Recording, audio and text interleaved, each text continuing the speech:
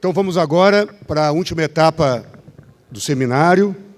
São 2 cases sobre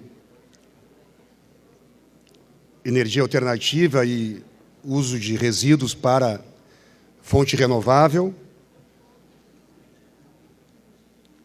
E eu chamo para mediar essa mesa um grande amigo e que lida com esse tema como empresário, o Luiz Henrique Hartmann.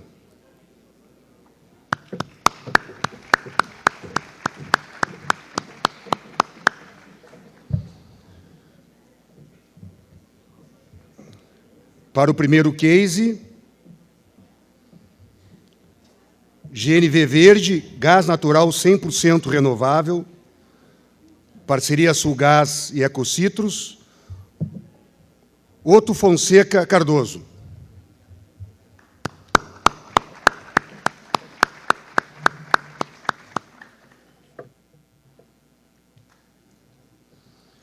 Segundo case, potencial de geração elétrica por meio de célula combustível na ex-serraria aqui de Porto Alegre, Nestor César Heck, da Universidade Federal do Rio Grande do Sul.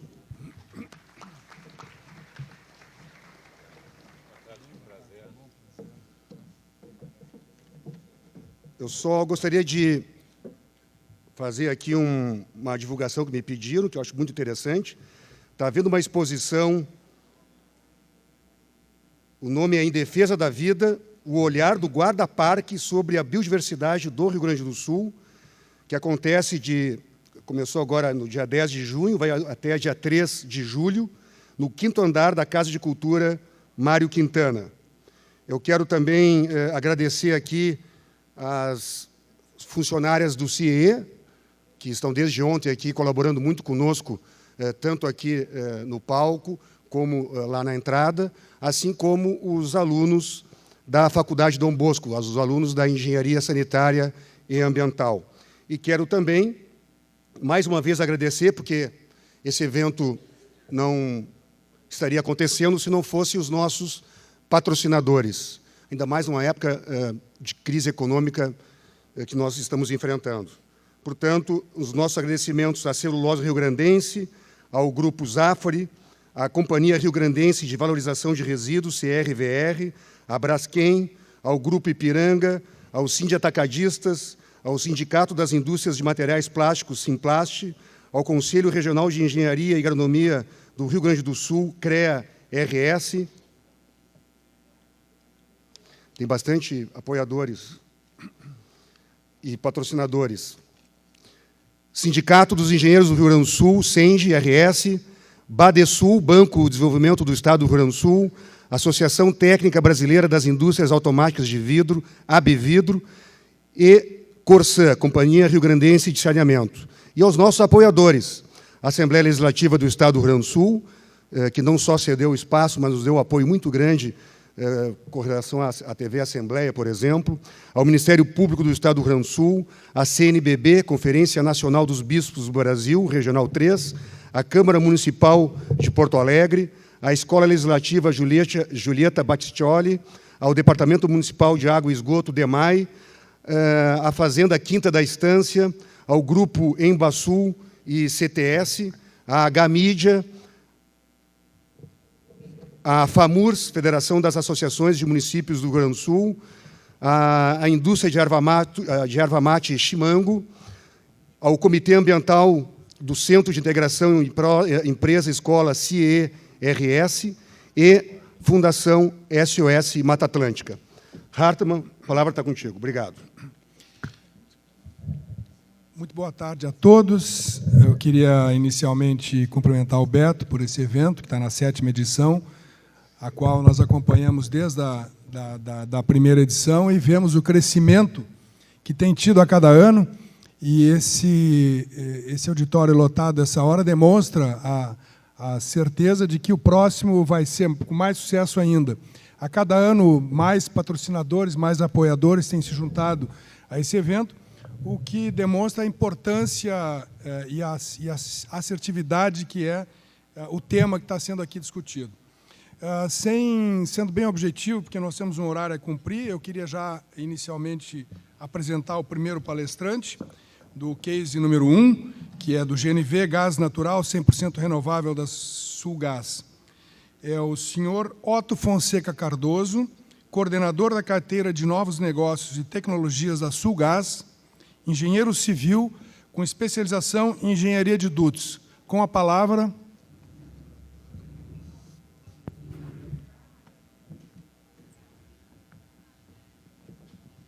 Boa tarde a todos. Primeiramente, queria agradecer a oportunidade, através do convite feito pelo Beto Mesh, da gente poder mostrar um pouco do nosso trabalho e desse case que foi desenvolvido pela Sulgás em parceria com outras empresas, entre elas a Naturovos e a Ecocitrus, sem também esquecer do apoio que foi dado pelo professor Odorico, que aqui esteve, que é da Univates, que atestou todo o controle de qualidade.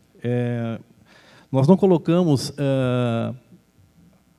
o tema energia alternativas, utopia ou realidade, porque para nós já é uma realidade. Tá?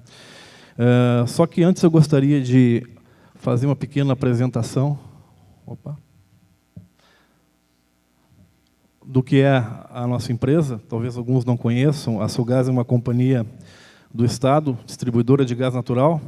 Se comparada às demais concessionárias, ela é uma empresa relativamente nova, ela tem 23 anos, e ela é formada por, basicamente, 2 sócios, que é o governo do Estado, que tem 51% das ações, e a Petrobras, que tem 49%. A nossa missão, realmente, é promover o crescimento do mercado de gás natural.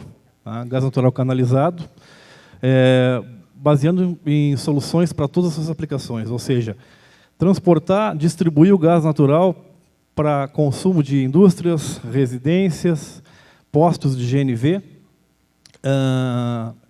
sistemas de cogeração e comércios. Essa é a missão da Sulgás e é para isso que nós estamos imbuídos e estamos trabalhando já há praticamente 20 anos. Aqui é um mapa do estado do Rio Grande do Sul, onde existe a nossa rede. E, basicamente, a nossa carteira de clientes, nós temos 28.709 clientes distribuídos em vários segmentos, residencial, comercial, veicular, industrial e cogeração. Alguns municípios não existe o gás canalizado, ele chega através de um modal de transporte, que nós chamamos de GNC, que é o gás natural comprimido, que ele é abastecido no sistema de compressão e ele é transportado em carretas feixe. O biogás é um desafio que nos foi dado para que nós tenhamos, no futuro breve, uma autossuficiência em gás natural. Hoje nós importamos 2 milhões de metros cúbicos de gás natural da Bolívia e temos um contrato. Esse contrato tem um prazo de validade, pode ser renovável ou não, mas também tem um desafio, que é o desafio da sustentabilidade. Ou seja, produzir novas fontes alternativas de gás natural e essa fonte através de resíduos orgânicos. Foi um projeto que nós desenvolvemos desde 2012 com a Ecocitrus e ele é um projeto totalmente ecológico, nós chamamos assim, porque ele busca resíduos agro-silvopastoris orgânicos e, através de um processo biológico, ele gera o gás. Ele gera o gás e também ele pode ser purificado para que gere o biometano, que é efetivamente um produto que hoje ele é aprovado pela ANP, através dos estudos que nós fizemos aqui, dentro dessa usina da Ecocitrus, e que hoje ele está sendo, não ainda comercializado, mas ele está sendo fornecido para a própria cooperativa, e foram feitos vários estudos em cima disso, e que comprovam que ele é, basicamente, a sua composição química idêntica à composição química do gás natural. Ele é amplamente utilizado no mundo. Né? Se vocês olharem lá na tabela, a Áustria, a Croácia, a França, a Alemanha, principalmente, tem muitas usinas aí de biogás e de biometano. e nós ainda estamos engatinhando. Podem ver que o Brasil nem aparece ainda aí na nossa escala. Nós temos esse pioneirismo de ter desenvolvido, no estado do Rio Grande do Sul, a primeira planta de biometano, e nós temos esse desafio de continuar desenvolvendo para que ele saia de um projeto de pesquisa e desenvolvimento e vá para um projeto mesmo de comercialização. Tá? Aqui, só para vocês terem uma ideia de um esquemático, tá? Os substratos vêm de dejetos da atividade agrícola e pecuária, pode ser de aterros sanitários, sistemas de tratamento de esgoto, glicerina e resíduos da indústria alimentícia. Então, esses resíduos são transportados através de caminhões e eles vão até a usina por um processo biológico sem presença de oxigênio, ou seja, totalmente anaeróbico, é feita a produção do biogás. O biogás gera biofertilizante. Depois ele é lavado, purificado para gerar o biometano, e esse biometano ele é utilizado em diversas cadeias. Como eu falei, ele possui características químicas semelhantes ao gás natural, podendo ser substituído em todas as suas aplicações, inclusive injetado na rede. É o conceito que também nós temos de interiorização do gás, ou seja, nós temos 35 municípios hoje abastecidos no estado pelo gás natural, e tem algumas localidades, como o noroeste do estado, região da produção, onde não tem gasoduto, que através do biometano, através da produção local, é possível se produzir o biometano e se distribuir através de uma rede local e se comercializar esse biometano na indústria, no comércio, em postos de GNV, em residências, ou seja, permitindo que a região seja autossustentável.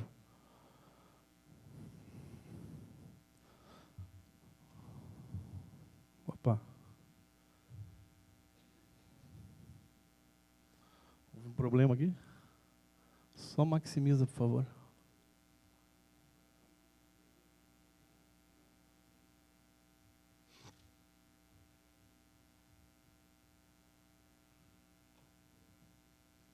Como eu falei para vocês, a cadeia toda, né?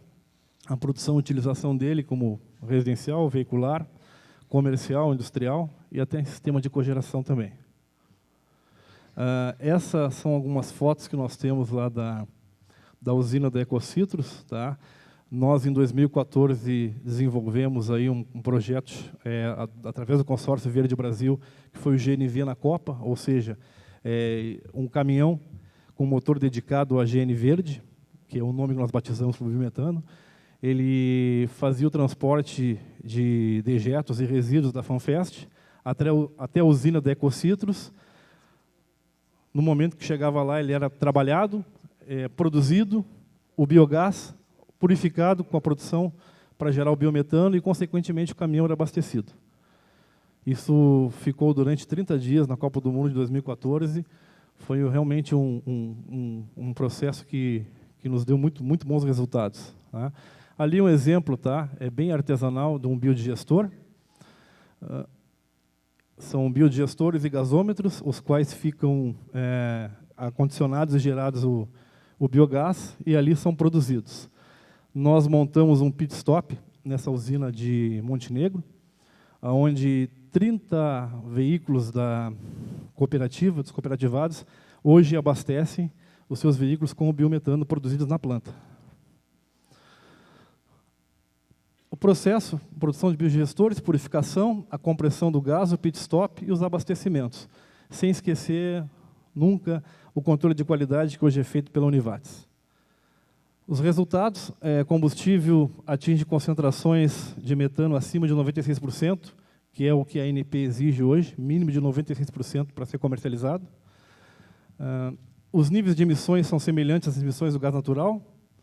O gás produzido é livre de contaminantes. Em motores, o combustível teve comportamento semelhante ao gás natural. Eu falei do projeto GN Verde na Copa. A produção de biometano, hoje, aproximadamente 1.000 metros cúbicos dia, já estamos quase em 1.500 metros cúbicos dia.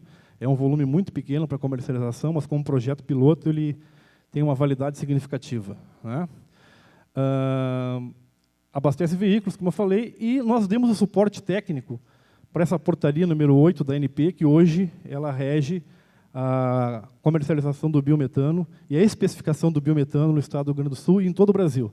Então, ou seja, o Rio Grande do Sul pode ser considerado um estado pioneiro na produção do biometano e que norteou a ANP para que se fizesse essa regulamentação.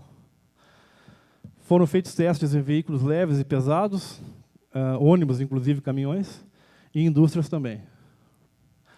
O Consórcio Verde Brasil, ele é formado, como eu comentei com vocês, um consórcio entre a Sulgás, a Naturovos e a Ecocitrus, e ali mais ou menos um resumo do que ele produz hoje. A usina recebe 60 toneladas de substratos, que são dejetos de aves, poedeiras, leites e outros resíduos orgânicos que são utilizados na produção. Isso gera por dia 2.400 metros cúbicos de biogás, que purificados eles geram 1.300 metros cúbicos de biometano.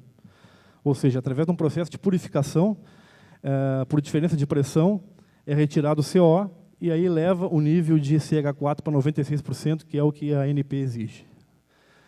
O aproveitamento hoje é de abastecimento de aproximadamente 30 veículos movidos a GNV, e através do biogás é gerada uma energia elétrica produzida e gerada e consumida na própria planta. Ou seja, a usina hoje de biometano, biogás da Ecocitrus, ela é sustentável em sua energia elétrica.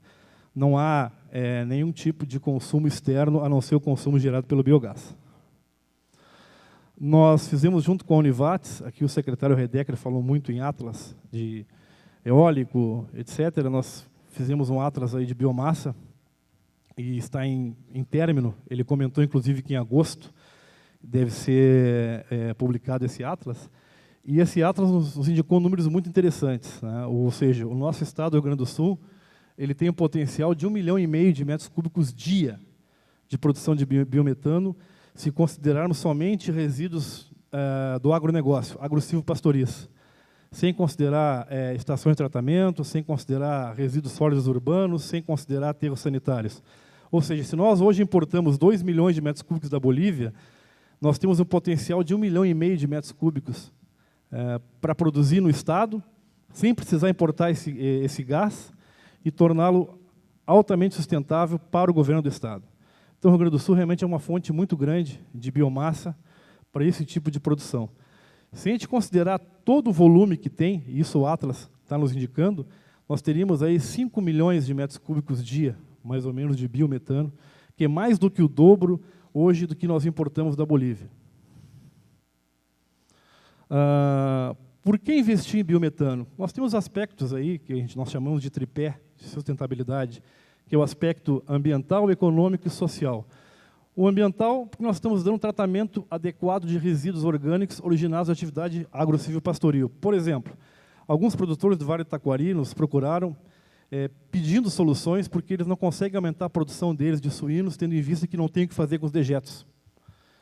No momento que se aproveita os dejetos para a produção de biogás, automaticamente ele pode aumentar a produção dele. Ou seja, aquele conceito, o resíduo, muitas vezes, aí, o adubo, né, vem para o campo, no campo ele fertiliza, se planta milho, o milho vira ração, a ração alimenta a ave defeca o dejeto volta para a usina e vira gás, e vira resíduo via biofertilizante. Ou seja, é feito uma cadeia completa de sustentabilidade, desde o dejeto até a geração do biogás. Os aspectos econômicos, como eu falei, seria a interiorização do gás, ou seja, o gás chegaria a regiões onde o gasoduto não chega, através de um projeto de geração distribuída, produzindo esse gás no local e distribuindo no local. Daria o crescimento econômico da região, desenvolvimento tecnológico para o estado, uma fonte produtora próxima aos centros de consumo, que dá redução de custos e competitividade. Os aspectos sociais é a geração de renda adicional para o agronegócio de pequeno porte, expansão da atividade de pequenos produtores rurais e, consequentemente, a geração de empregos. As ações que nós estamos fazendo para que esse projeto saia do papel, saia do P&D e vire comercialização. A Sulgás está promovendo agora em julho, agosto, uma chamada pública para compra, aquisição de 200 mil metros cúbicos de biometano em 5 regiões do estado. Ou seja, aquele produtor ou aquele investidor que se interessar em montar alguma planta de biogás com purificação para biometano e quiser vender para a Sulgás vai comprar. O volume que for produzido vai ser adquirido por um contrato de 15 anos. Nós estimamos, tá, consideramos esse volume de 200 mil, que é mais ou menos 10% do que nós adquirimos hoje. Mas se nós compararmos com o potencial que tem de 1,5 milhão no Estado, nós poderemos, nos próximos anos, a médio e longo prazo, ter um volume significativo de compra aí de biometano. Essa é a chamada pública, as regiões que vão ser atendidas. Eu gostaria, tem 5 minutinhos ainda, passar um vídeo para vocês, se possível, que é o projeto GNV na Copa, que eu comentei com vocês, que é o caminhão movido a biometano.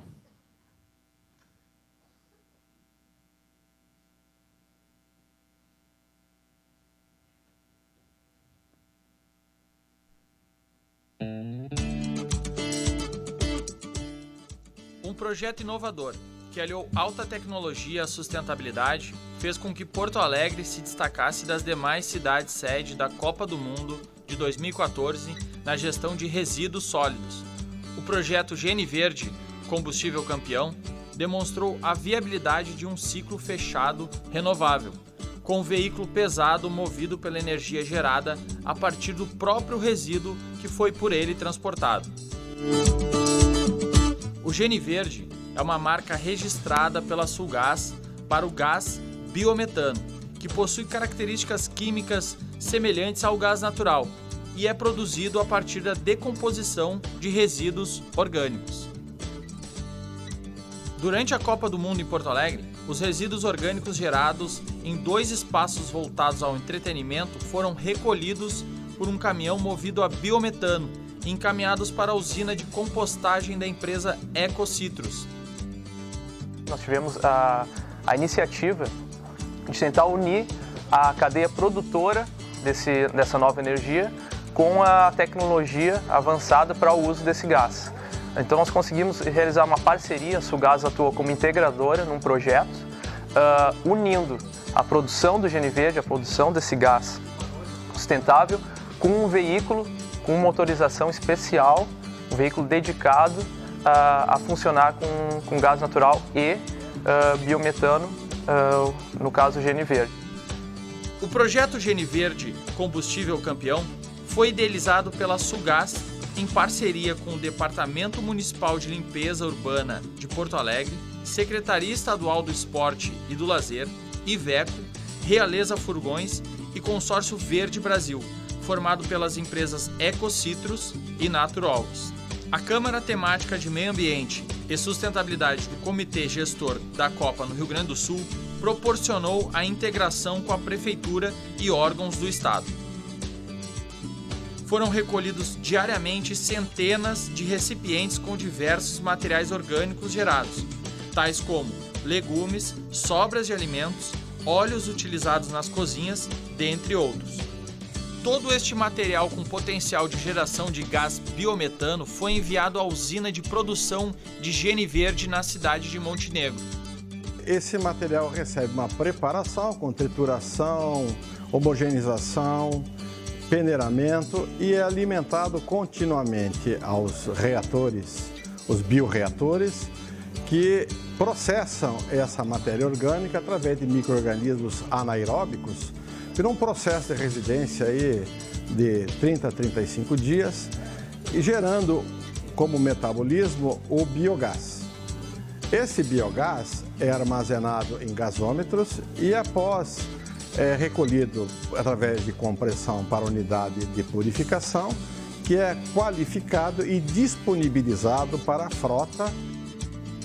O projeto conta ainda com apoio técnico e científico da Universidade Univades, que monitora o desempenho do motor abastecido com GNVerde, analisando tanto a parte mecânica quanto a emissão de poluentes, e também analisa a amostra dos resíduos orgânicos encaminhados para a usina de produção do GNVerde. E a nossa parte dentro da universidade, aqui na Univates, na verdade, é avaliar isso em escala laboratorial para visualizar se o potencial de biogás está presente ou não nos dejetos, nos substratos que serão encaminhados para ecociclos, né, para, em escala real, produzirem biogás realmente que se possa usar comercialmente. Neste projeto, tivemos a participação direta de 81 piquetes tradicionalistas e 13 restaurantes da praça de alimentação do acampamento Farroupilha, além da contribuição indireta de aproximadamente 140 mil visitantes que geraram demandas nesses locais durante os 30 dias da Copa do Mundo. Foram recebidos na usina de produção de biometano quase 7 toneladas de resíduos orgânicos, o que gerou aproximadamente 770 metros cúbicos de gás biometano. O veículo coletor percorreu 2.717 quilômetros, apresentando rendimento médio de 2,6 km rodados por metro cúbico de gás, com emissão de poluentes significativamente menor que os demais combustíveis do mercado. Mantendo os padrões atuais de disposição de resíduos orgânicos em aterros sanitários, todo o biogás que serviu de base para a produção do Geniverde, utilizado como combustível no caminhão coletor, teria sido jogado na atmosfera. Reaproveitando essa energia natural, contribuímos de forma significativa com a redução da emissão de gases poluentes, o que resulta em uma atmosfera mais preservada e uma melhor qualidade do ar nas grandes cidades.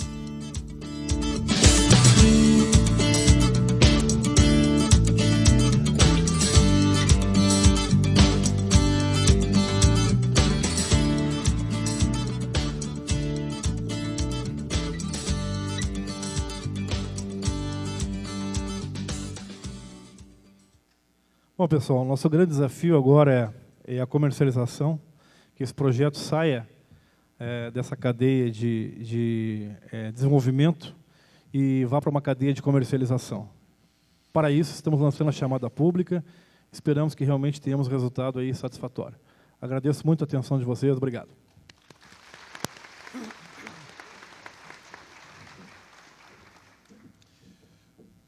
Muito obrigado, Otto Cardoso, pela excelente explanação. Passamos de imediato ao case 2, potencial de geração elétrica por meio de célula combustível na serraria. Antes, só pediria uma questão aqui de ordem pública. Foi encontrada a carteira e os documentos de Juliano Fink, tá? Estão com a Bianca na recepção. Se o Juliano estiver aí, e se ele não estiver, alguém o conheça, por favor, tá? Estão com a coordenação com a Bianca. Quero apresentar o professor Nestor César Heck, que é professor orientador de mestrado, de doutorado na URGS, graduado em Engenharia Metalúrgica pela mesma universidade, com doutorado em Engenharia Metalúrgica pela Heinrich Westfälische Technische Hochschule, RWTH de Aachen, na Alemanha. Aachen, está certo. Atua principalmente nas áreas de metalurgia, tratamento de resíduos e células a combustível. Pô, Hartmann é bem mais fácil, né? Desculpem, a próxima vez eu procuro uma universidade com nome mais tranquilo. Então, senhores, boa tarde. Posso chamá-los de fanáticos pelo meio ambiente saudável? Gostaria de parabenizar o Beto por não só por iniciar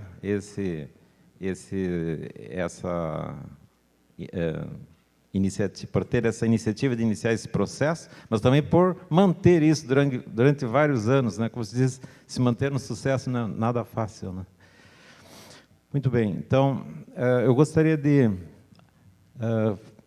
iniciar a minha apresentação chamando a atenção da palavra cidade.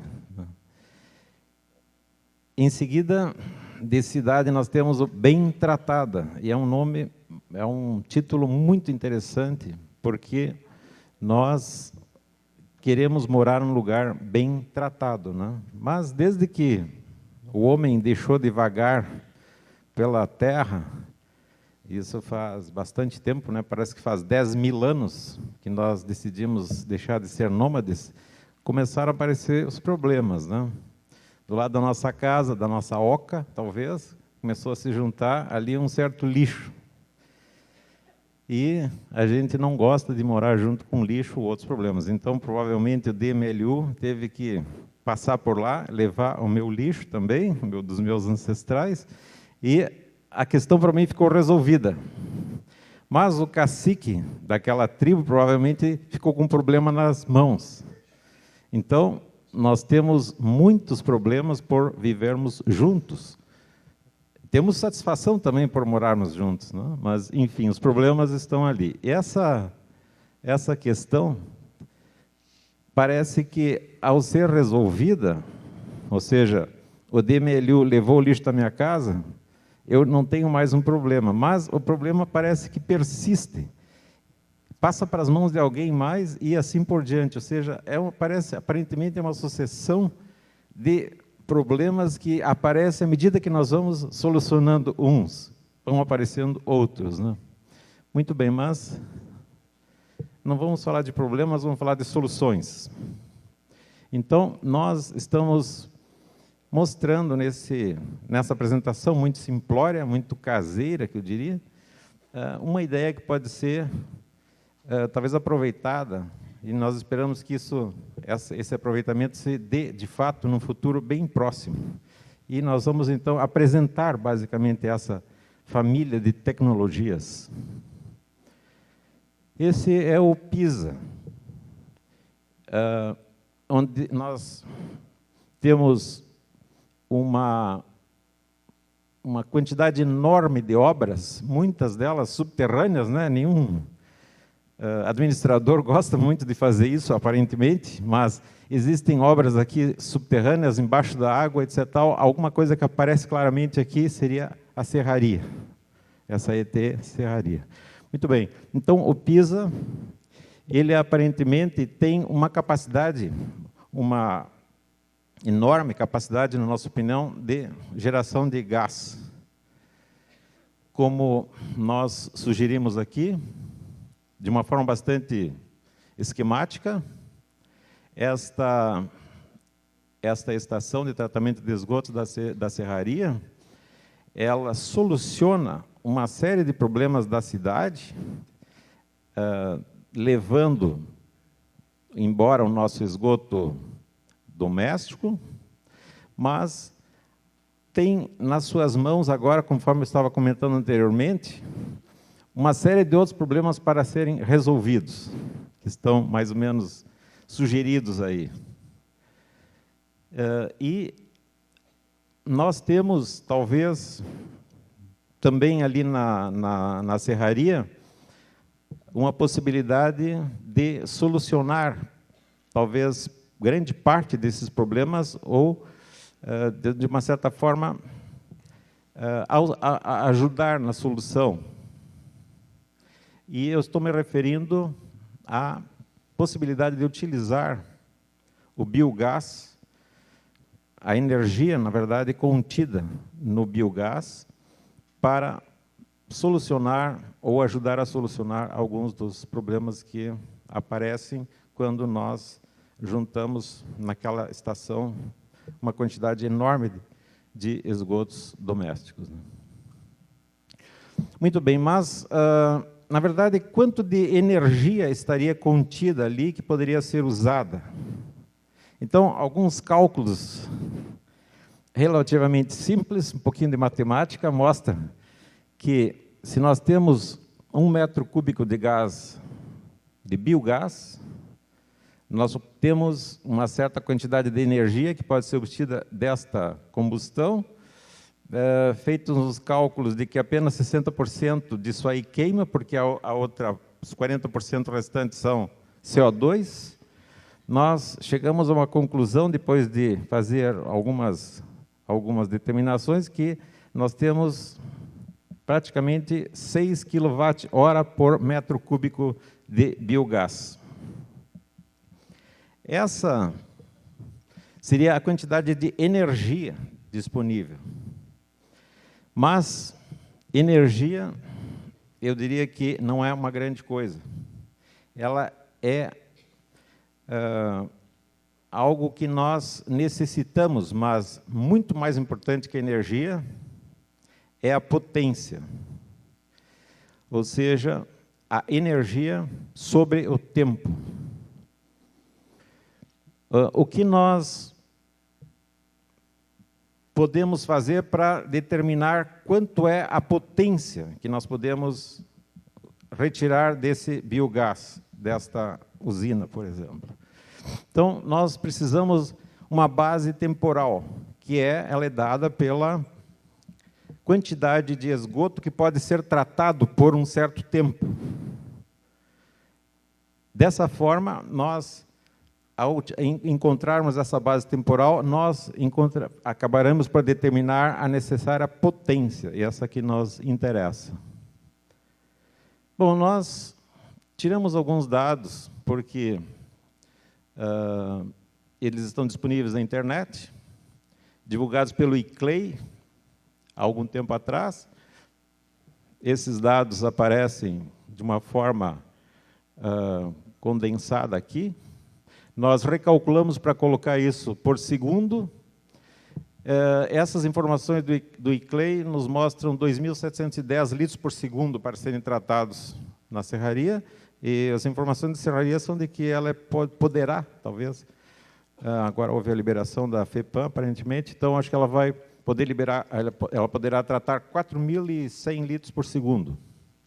Mas essa nossa determinação, nós usamos esses valores do ICLEI, e isto nos dá uma potência agora de 4.608 kW. Muito mais importante que a energia. Ou seja, nós temos à disposição ali 4,6 megawatts, que estão contidos no biogás e que nós poderemos fazer uso. Nós buscamos, nessa conversão, a eletricidade. Poderia ser o calor também, mas a eletricidade é a forma mais nobre que nós temos de energia. Então, existe essa tendência de buscarmos a produção de eletricidade. Para isso, nós precisamos de dispositivos, que aí estão mostrados, por exemplo, motogerador, uma microturbina, mas outros mais poderiam ser citados. Infelizmente, nem todas as imagens aparecem, mas à esquerda, no início da flecha inicial, deveria haver 1 metro cúbico de gás, que, ao ser queimado, e depois esse calor ser convertido em eletricidade, nos daria, por fim, então, essa almejada energia, essa forma de energia. A eletricidade, para ser alcançada, ela, através de sucessivas etapas desses processos, ela vai, vamos dizer assim, em cada uma dessas etapas nós temos um rendimento, que são números menores do que 1. Ao serem multiplicados, nós vamos obter cada vez menos energia transformada. Esse princípio das máquinas térmicas, ele não existe nessa tecnologia que eu vou comentar nessas próximas imagens, que nós chamamos de células a combustível. Então, essa família de tecnologias, elas fazem essa transformação sem a passagem para o calor, como é típico das máquinas térmicas, de uma forma direta. Mas, obviamente, que nós não obteremos aqueles 4,6 megawatts também. A situação é mais ou menos a seguinte: se nós observarmos aqui embaixo, nós temos as potências que nos interessam, numa escala logarítmica, e aqui nós temos pequenas, médias potências. Aqui aparece, eu coloquei como referência a usina de Itá, que é a maior hidrelétrica do estado do Rio Grande do Sul. Então, e aqui o rendimento já elétrico. Portanto, nós vemos que esses dispositivos, essas máquinas térmicas, dão uma certa potência e uma certa eficiência, mas as células a combustível estão acima, porque elas pulam uma das etapas das máquinas térmicas, elas têm eficiências muito maiores. Se nós olharmos aqui, nós temos pelo menos 10 pontos percentuais. Mas se vocês olharem que nós temos aqui uns 40%, por exemplo, nesse nível aqui, esses 10 pontos percentuais são, na verdade, 25% a mais do que as máquinas térmicas, o que já é uma diferença significativa. Muito bem, então, essa família de tecnologias, que são as células a combustível, como é que elas funcionam? Basicamente, todas elas têm uma membrana, através da qual alguma substância se transforma em íon. Esse íon pode receber ou doar elétrons, que passa por uma corrente por fora do dispositivo e pode ser utilizada. E, no outro lado, os elétrons retornam ou são emitidos e a situação se completa e volta a ser mais ou menos o que nós tínhamos antes, com exceção, naturalmente, de que o combustível se queima. Aqui nós temos um tipo de célula combustível em que nós estamos usando o biogás, mas existem muitos tipos de células a combustível.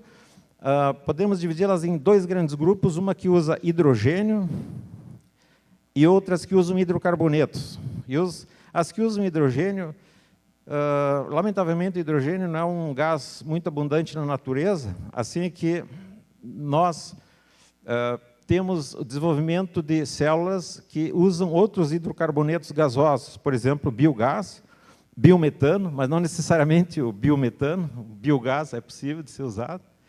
E aqui nós temos uma visão um pouquinho mais detalhada deste caso, que são um tipo específico de células muito interessante, que são células com carbonato e um carbonato líquido. E um fator interessante que esta e as outras células têm é que o ar que está sendo queimado, o combustível que está sendo queimado pelo oxigênio do ar, ele faz isso num dos lados da membrana, e a membrana que contém, a membrana que está em contato com o ar, ela fica com o nitrogênio, ou seja, a combustão se dá na ausência do nitrogênio. Qual a vantagem? Primeiro, que nós não temos os NOx. E a segunda é que este gás que está aqui na saída, ele é praticamente CO2 e água. Ou seja, imaginem, se eu faço a condensação dessa água, eu posso recuperar o CO2, sequestrar o CO2 e não deixar ele ir para a atmosfera. É um corolário dessa tecnologia. Essa família de tecnologias, ela funciona de uma forma incrivelmente interessante. Ela pode funcionar ao revés, ou seja, eu posso pegar CO2, água, eletricidade e gerar gás. Mas alguém pode perguntar, mas que ideia maluca, para que fazer isso? Pensem, se eu tenho potencial de geração no estado do Rio Grande do Sul de 100 gigawatts, esses cataventos funcionando de noite, e se eu tenho CO2 chegando de algum lugar, por exemplo, uma usina funcionando a carvão, eu posso usar essa energia que está sendo gerada de noite e estocá-la sob a forma de hidrocarbonetos, invertendo o uso dessa célula. Muito bem, essa célula que eu estava comentando, ela, que tem esse tipo especial, ela está aqui no topo dessa região das células a combustível. Portanto, é um tipo muito bom, muito preparado para produzir energia aí na faixa de alguns megawatts, como se fosse uma torre eólica. Muito bem, mas nós tínhamos 4,6 mega que nós poderíamos transformar em energia elétrica. Se nós utilizarmos diferentes dispositivos para transformar aquela energia contida no biogás em eletricidade, nós vemos aqui que os números serão diferentes se nós usarmos dispositivos como motores, turbinas ou células a combustível. Esta célula combustível era capaz de gerar, de transformar 50% dessa energia contida no biogás em eletricidade.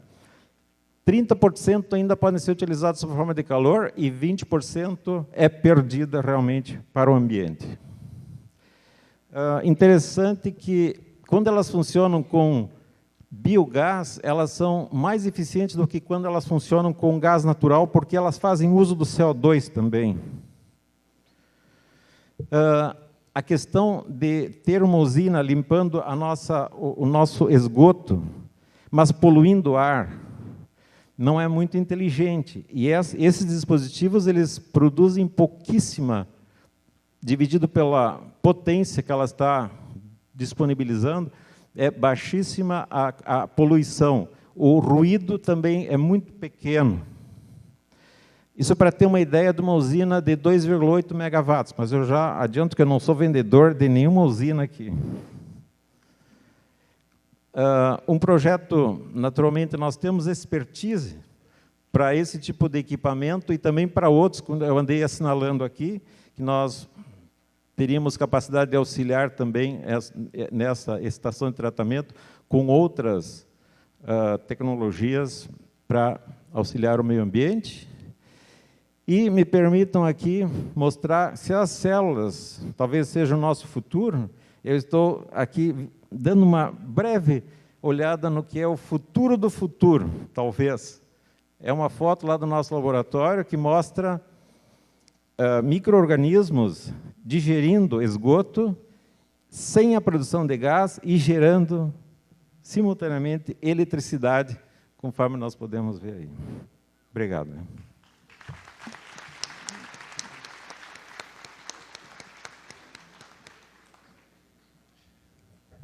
Quanto tempo nós temos para as perguntas?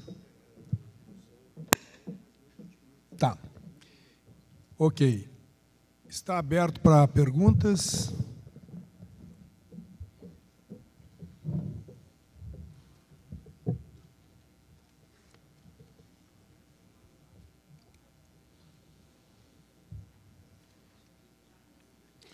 Ok. Aqui, ó. Tem duas perguntas aqui no meio. Peço que o perguntante se apresente e faça a pergunta com objetividade.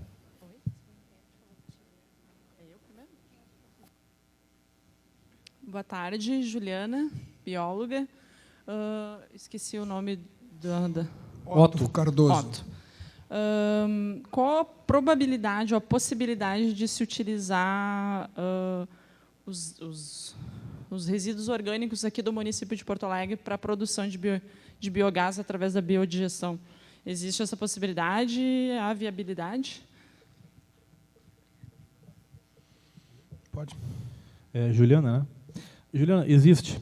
Na realidade, nós temos alguns estudos que nós fizemos junto à SEASA, inclusive, para utilizar sobras, resíduos para geração de biogás através de biodigestores.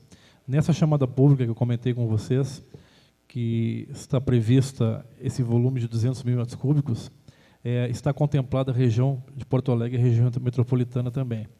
O que tem que acontecer para que isso realmente se materialize, né? Não basta só a biomassa, né? Ou seja, existem os dejetos, existem os resíduos, tá? Deve haver investidores, tá, que se proponham a construir usinas e plantas de biogás, e a parceria muito forte também do governo do Estado, através de incentivos, tanto no aspecto de financiamento, com juros subsidiados, como falou o secretário Redecker, programas que tem aí do RS, Energias Renováveis, o Badesul, o IBRDE, e também que o governo incentive a questão e dando subsídios na questão do ICMS. Nós temos convicção que, se essa cadeia fechar, ou seja, os estudos apontarem, e já estão apontando, que existe biomassa aqui local em Porto Alegre, capaz de produzir biogás, havendo investidores com a ação do governo, no sentido de fornecer subsídios, a Sulgás é um comprador, com certeza, desse volume. E, além do mais, aqui em Porto Alegre, nós temos gasoduto, há também a viabilidade de se injetar esse próprio biometano na nossa rede de gás natural, o que facilitaria muito, inclusive, a distribuição.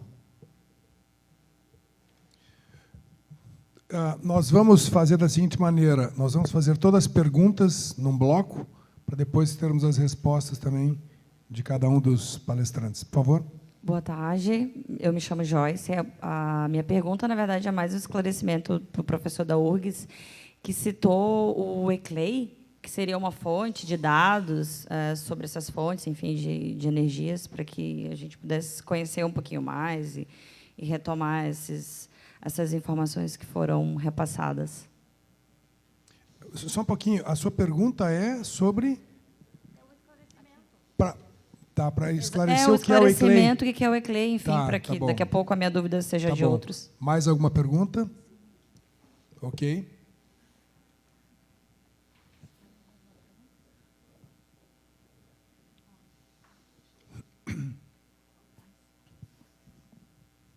Boa tarde. Meu nome é Guilherme Louro, tenho formação em engenharia elétrica. Professor Heck, só perguntar sobre aquele gráfico ali, a escolha daquela tecnologia, né, para geração, mas eu notei que acima, num rendimento mais alto ainda, tinha outros tipos de tecnologias, né? Daí a pergunta é por que o senhor não escolheu aquela outra que rende mais ainda, que é o que eu vi no gráfico, pelo menos ali. Tá? Ok. Tá. Mais alguma pergunta?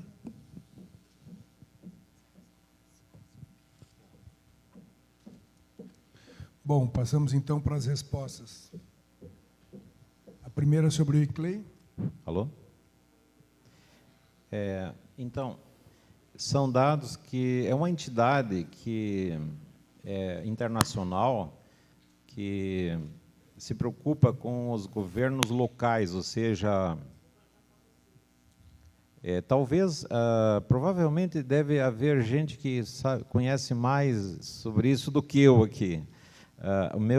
A minha área de atuação é realmente a área de células a combustível e a termodinâmica dos sistemas, mas nós usamos essa informação do ECLEI. Havia uma incorreção nisso que eu falei? Não? Enfim, essa é uma entidade, eu não saberia explicar exatamente do que se trata, em resumo, mas é uma entidade que se preocupa com os problemas das cidades num nível de administração muito local, que disponibilizou, ela fez um estudo aqui no Brasil, inclusive, de 3 cidades, das quais uma era Porto Alegre, e ela publicou, está na internet, os dados a respeito de algumas usinas, algumas estações de tratamento de esgoto, dentre as quais estava a ETE Serraria e outras aqui de Porto Alegre, e também de Betim, e a terceira cidade, lamento, mas não lembro. Mas está na internet, eu posso, inclusive, te mandar depois esse material. A segunda pergunta era a respeito daquela nuvem que estava acima, né? Então, existiam, digamos, 2 nuvens, uma mais à direita, em altas potências, que são os chamados ciclos combinados, ou seja, a engenharia ela é capaz de combinar duas formas de geração de energia. Por exemplo, você tem uma turbina que usa um combustível, essa turbina move um gerador, e os gases quentes dessa turbina são usados para ferver a água, e você tem uma segunda turbina movida pelo vapor. Então, esses ciclos combinados aumentam o rendimento, né? Por isso eles estavam colocados lá naquela posição acima. Eu estou me referindo não àquela que tu citaste. Do outro lado, existe uma combinação também entre as células a combustível, junto com um segundo sistema, que são uma turbina a gás, salvo engano. Eu não lembro agora, mas acho que era uma turbina a gás também. Então, combinada com uma célula, ela atinge rendimentos excepcionais em baixas potências. O que vocês talvez tenham visto, mas pode ser que não lembro muito bem, é que, à medida que as potências dos nossos geradores diminui também o rendimento, lamentavelmente. Mas é muito interessante verificar que as potências das células a combustível, elas se mantêm sempre acima. Ou seja, quando nós pensamos em geração distribuída e a utilização de a utilização do biogás, por exemplo, ou até do biometano, por um pequeno gerador, uma pessoa que tem uma certa criação de animais e que seja capaz de gerar uma certa quantidade de biogás ou de biometano, ele pode naturalmente optar por um motogerador. Mas é surpreendente que a quantidade de energia que ele pode tirar desse mesmo gás por um equipamento desses, um dispositivo desses, que seria uma célula combustível, é surpreendentemente maior, mesmo em pequenas potências, ou seja, a potência a ser produzida não cai tanto quanto a de um motogerador, por exemplo, né? Infelizmente, esses dispositivos não estão nas nossas lojas para serem comprados, mas eles existem. Eu já estive com os meus pés numa fábrica desses dispositivos na Alemanha, e existe também nos Estados Unidos e alguns outros países mais desenvolvidos que o nosso. Eu teria uma pergunta para fazer ao Otto Cardoso com relação a esse projeto. Qual foi o payback do projeto? O retorno do investimento, em quantos anos que se paga? E para, por exemplo, esse edital que vai ser lançado, que retorno vai estar sendo informado ou oferecido para os investidores? Na realidade, esse projeto inicial ele é um projeto de P&D, pesquisa e desenvolvimento. Ele não visa, nesse primeiro momento, um retorno financeiro, é um payback. Posso dizer que o investimento foi na faixa de R$1,5 milhão, mais ou menos, tá? Entre os 3 participantes, mas com vistas a estudo, a obter resultados, a investimentos em pesquisa e desenvolvimento, para depois pensar em comercialização. Numa fase de comercialização, nós estamos estimando uma taxa de atratividade na faixa de 14% ao ano, tá? 12% a 14% ao ano. Nós achamos que é uma taxa razoável para que o investidor se atraia pelo empreendimento. Ok. Bem, ao auditório, mais alguma pergunta? Aqui. Última pergunta, então.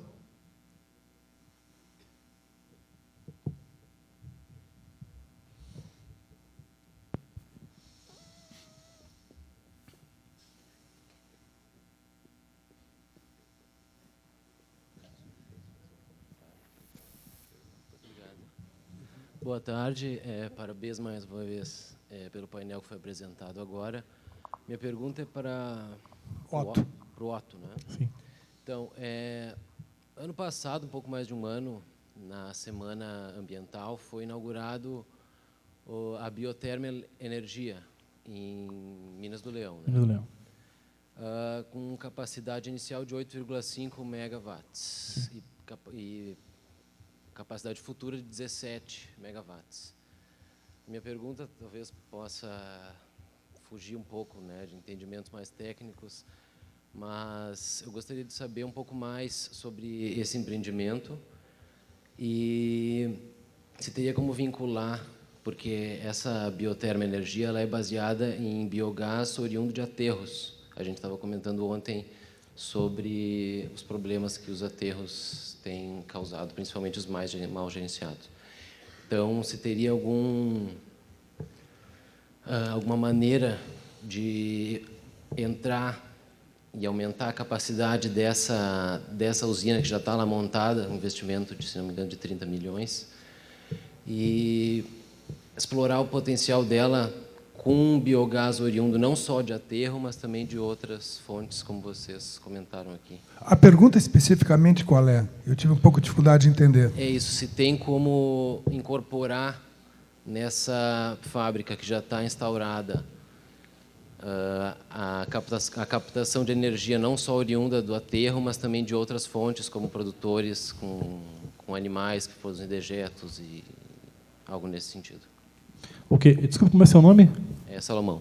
Salomão, na realidade, nós começamos um projeto lá em Minas do Leão, há um tempo atrás, até foi antes de se estudar essa questão da Ecocitros. Tá? Nós nos barramos por 2 motivos. Primeiro, porque realmente a ANP hoje, pela portaria e pelos estudos, ela não permite produção de biometano através de aterro sanitário, pela presença dos compostos voláteis orgânicos. Tá? Hoje, para poder fazer uma distribuição de biometano através de uma injeção em rede ou uma distribuição comercial, a ANP ainda exige que seja de fonte agrocilvo-pastoril. Tá? Na época, nós estudamos esse aterro e houve também a questão da captação do O2, que isso prejudicou um pouquinho a elevação do nível de metano do CH4 até os 96%. Também foi um impeditivo da gente poder ter um aprofundamento maior. Seria muito interessante para nós, porque o nosso gasoduto ali está a 80 quilômetros, 60 quilômetros da rede, da planta, né, do aterro. No momento que se tem uma produção, se estimava, de 80 mil metros cúbicos dia de biometano, seria realmente um investimento muito interessante. Mas por essas 2 questões nós esbarramos aí na continuidade desse estudo. Hoje, como você mesmo falou, eles têm geradores, né, então eles partiram para um outro tipo de negócio, vamos dizer assim. Eles estão gerando energia elétrica, tá, que não é o nosso negócio. Nosso negócio é distribuição de gás. Mas não está descartado. Existem estudos agora dentro da ANP, nós estamos participando também de um grupo dentro da BNT, e a ANP participa junto, para que se abra um pouco mais esse leque, no sentido de descobrir realmente os compostos orgânicos voláteis que existem nos aterros sanitários, resíduos sólidos urbanos, para que a gente possa aumentar esse suprimento e poder futuramente utilizar aí, o biometano dessa fonte. Ok. Você havia pedido uma complementação? Eu gostaria só de fazer uma pequena complementação em relação às células a combustível. Se houvesse uma política favorável para esses dispositivos fantásticos, realmente, na nossa concepção, elas, apesar do preço, porque elas estão na infância da produção em série, né, elas seriam capazes de se pagar, devido ao preço da eletricidade aqui no Brasil, a gente tem uma estimativa que elas seriam capazes de se pagar em uns 7, 8 anos. Né? Muito bom. Ok, não havendo mais questionamentos em cima do nosso horário, eu agradeço mais uma vez ao Otto Fonseca Cardoso, da Sulgás, e ao professor Nestor César Heck, que se comprometeu de fazer um curso numa universidade um pouquinho mais fácil de pronunciar, pela excelente apresentação, e dou por encerrado o painel.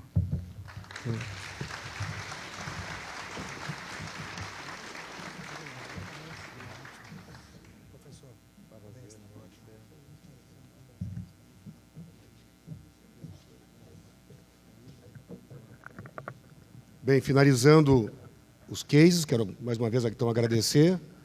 Finalizando os cases, nós encerramos a 5ª edição do seminário Cidade Bem Tratada. Muito obrigado pela presença de todos e esperamos até a 6ª edição do Cidade Bem Tratada. Muito obrigado.